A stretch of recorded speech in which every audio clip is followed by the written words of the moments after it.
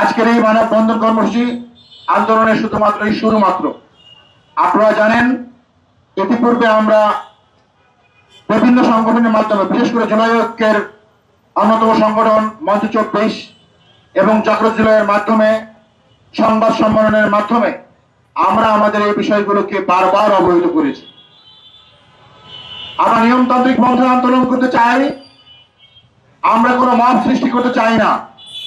কিন্তু বন্ধুরা, যখন দেয়ালে পিঠ থেকে যায় তখন চূড়ান্ত সংগ্রামী একমাত্র পথ।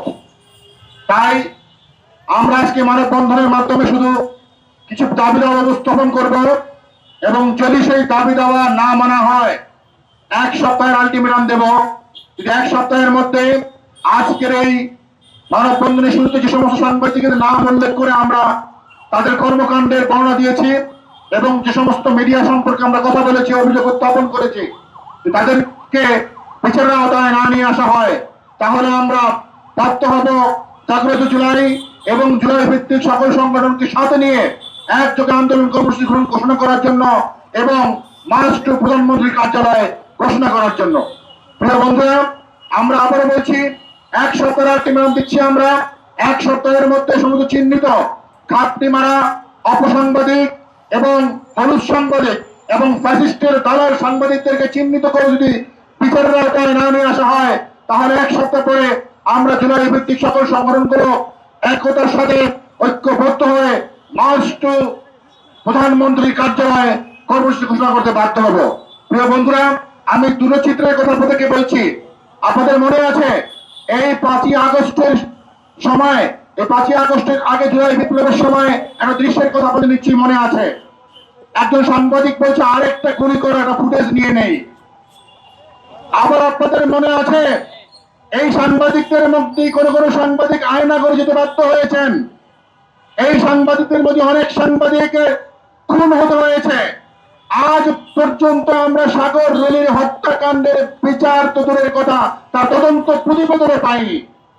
প্রিয় বন্ধুরা, যেভাবে আমাদের দেশে নিবেদিতপ্রাণ সাংবাদিক রয়েছে, সেভাবে 17 বছরের ফ্যাসিস্ট সরকারের আমলে পর্যায়ক্রমে নৈতিকতা ধ্বংস হতে হতে কিছু কিছু সাংবাদিক এত নিচে নেমে গিয়েছে, যেখানে শয়তানা বলে আসসালামু আলাইকুম, তুমি যাও, আমি যাইতে পারবো না, এখানে আল্লাহর গজব নামবে। প্রিয় বন্ধুরা, এইসব সাংবাদিকদেরকে আমরা দেখেছি, যেখানে জেলখানে অনেক সাংবাদিকরা ঢুকেছেন। একই সময় আমরা ভিডিও দেখেছি, আমরা ব্যাংককের কোন একটা হোটেলের দৃশ্য আমাদের মনে আছে। বাংলাদেশের একজন প্রখ্যাত সাংবাদিক উলঙ্গ অবস্থায় নৃত্য করতে আমরা দেখেছি।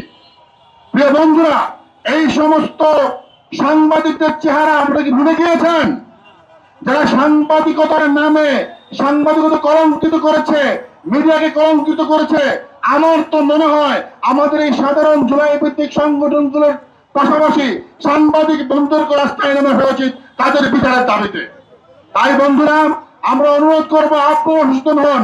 আপনারা আপনাদের যেভাবে কাল বৈশাখী ঝড়ের মাধ্যমে পুরনো সব জরাজীর্ণতা ছিন্ন হয়ে গিয়ে ধুয়ে মুছে সাফ হয়ে নতুন দিনের সূচনা হয়, তেমনি 24-এর বিপ্লবের পরে আমাদের এই বাংলাদেশকে আমরা এই সমস্ত দাবিদার ফ্যাসিস্ট মুক্ত সাংবাদিক তৈরি করার মাধ্যমে এবং ফ্যাসিস্ট সাংবাদিককে তাড়িয়ে দেওয়ার মাধ্যমে নতুন বাংলাদেশ সূচনা করতে চাই।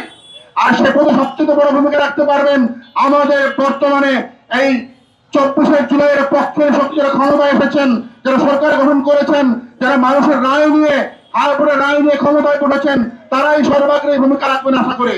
প্রিয় বন্ধুরা, তাই আমরা আজকের এই সংবাদ সম্মেলনে কতিপয় দাবি উত্থাপন করছি, যে দাবিগুলো আমরা আশা করব আমাদের মাননীয় প্রধানমন্ত্রী এবং স্বরাষ্ট্রমন্ত্রী বিবেচনায় আনবেন, এবং যদি অতি সত্বর এই বিবেচনায় না আনেন, তাহলে আমরা বাধ্য হব এইসব ফ্যাসিস্ট সাংবাদিকদেরকে অপসারণ করার জন্য রাস্তায় নামতে এবং মার্চ টু প্রধানমন্ত্রীর কার্যালয়ে ঘোষণা করতে। প্রিয় বন্ধুরা, আমাদের দাবি হচ্ছে এক। আমাদের প্রথম দাবি, অপসাংবাদিকতা ও তথ্য সন্ত্রাসে জড়িত সকল ব্যক্তি ও গোষ্ঠীকে চিহ্নিত করে অবিলম্বে জবাবদিহিতা ও বিচারের আওতায় আনতে হবে।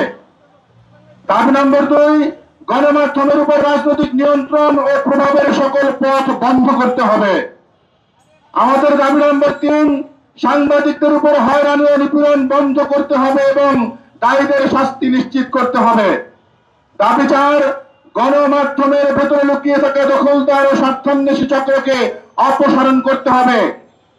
দাবি নম্বর 5, প্রকৃত স্বাধীন নিরপেক্ষ পেশাদার সাংবাদিকতার পরিবেশ নিশ্চিত করতে হবে। দাবি নম্বর 6, জনগণের জানার অধিকার নিশ্চিত করতে তথ্য প্রবাহ সম্পূর্ণ উন্মুক্ত করতে হবে। আমাদের দাবিগুলো অবিলম্বে মেনে নেওয়ার জন্য আমরা 1 সপ্তাহের আলটিমেটাম ঘোষণা করছি।